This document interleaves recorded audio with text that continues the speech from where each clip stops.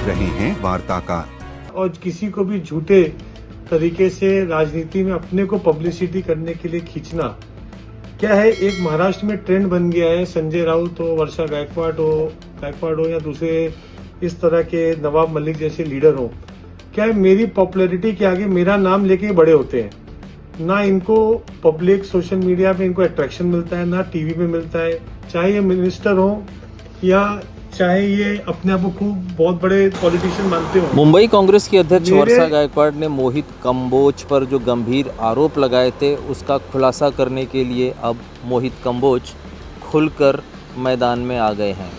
उन्होंने कहा है कि मैंने राजनीति से संन्यास नहीं लिया है।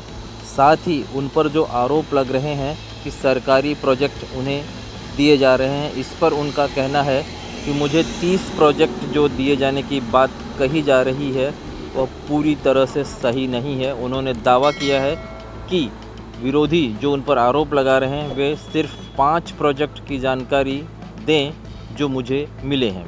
बता दें कि वर्षा गायकवाड़ ने आरोप लगाया था कि मोहित कंबोज को ही सरकारी प्रोजेक्ट कैसे और क्यों मिल रहे हैं।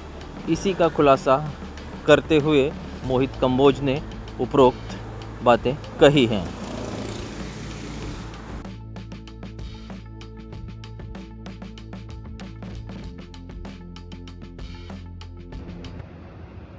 नमस्कार दोस्तों, कुछ दिनों से 2-3 विषय काफी मीडिया में, सोशल मीडिया में, अखबारों में मेरे खिलाफ चल रहे हैं।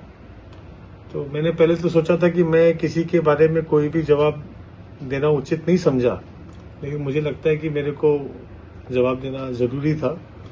पहला तो मैंने कभी भी किसी मीडिया में, सोशल मीडिया के माध्यम से हो, प्रिंट मीडिया हो या कहीं पे भी पत्रक हो, मैंने ऐसा कभी भी डिक्लेरेशन या किधर भी नहीं बोला कि मैंने एक्टिव राजनीति से संन्यास लिया है या मैंने छोड़ी है। ये किसने कहां से अखबार में स्टोरी की, किसने की और किस बुनियाद पे की, तो ना मैं इसमें कभी जाने का प्रयत्न किया, क्योंकि ऐसी हजारों स्टोरियां होती रहती हैं, चलती रहती हैं, लोगों ने अपने नैरेटिव बनाए। तो मैं इस बात का पूरा खंडन करता हूं कि मैंने ऐसा विषय कभी भी नहीं रखा। दूसरा विषय, ये जो आजकल सोशल मीडिया में और कांग्रेस की जो मुंबई की अध्यक्ष हैं श्रीमती वर्षा गायकवाड़ जी, उन्होंने और उनके जो टीम है पूरी, उन्होंने चालू किया कि 30 एसआरए के प्रकल्प गवर्नमेंट ने मुझे दिए। मेरा ऐसा मानना है कि कोई भी आरोप लगाने से पहले 30 कौन से प्रकल्प मुझे दिए गए एसआरए के। वर्षा गायकवाड़ जी कितने लंबे समय से मिनिस्टर हैं, आमदार रही, खासदार हैं, तो कोई भी एसआरए का प्रकल्प दिया जाता है तो उसमें पहले सोसाइटी का कंसेंट होता है। कंसेंट करने के बाद उसमें भाड़ा दिया जाता है। अगर वहां के लोग तैयार होते हैं तो आपको एनेक्शर के बाद एलओआई मिलती है, फिर उसके बाद दूसरी सीसी की, आईओडी की परमिशन आने के बाद काम चालू होता है। कोई भी गवर्नमेंट डायरेक्ट किसी को कोई भी प्रकल्प दे नहीं सकती एसआरए की। 30 प्रकल्प की लिस्ट, मेरा ऐसे उनसे हाथ जोड़ के निवेदन है वर्षा गायकवाड़ जी से कि आप 30 छोड़िए, आप मुझे 5 प्रकल्प बताइए कि कौन से एसआरए ने मुझे या महाराष्ट्र सरकार ने मुझे डायरेक्ट दिए हैं। अगर आप ये बताने में असक्षम होती हैं तो आप अपने पद से और राजीनामा तुरंत उसी 5 मिनट के अंदर आपको देना पड़ेगा।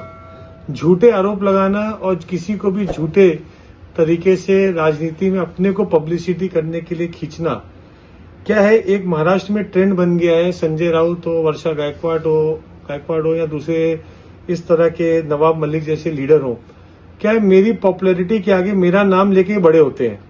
ना इनको पब्लिक सोशल मीडिया पे इनको अट्रैक्शन मिलता है, ना टीवी पे मिलता है, चाहे ये मिनिस्टर हो या चाहे ये अपने आप को खूब बहुत बड़े पॉलिटिशियन मानते हो। मेरे नाम से इनको एक अलग अट्रैक्शन हमेशा सोशल मीडिया में या मीडिया में मिलता है। तो इस तरह के झूठे आरोप लगाकर मेरे बारे में, मेरी कंपनी के बारे में इनको लगता है कि इनको अट्रैक्शन मिलेगा और ये बड़े लीडर बनेंगे। तो ऐसी घटिया राजनीति इनको मुबारक हो। और मैंने सोचा था पहले कि इनको लीगल संबंध और लीगल नोटिस भेजूं, तो मेरे लॉयर की फीस भी ज्यादा है इनके प्रोफाइल से, तो इसके लिए मैं उसमें भी पढ़ना नहीं चाहता।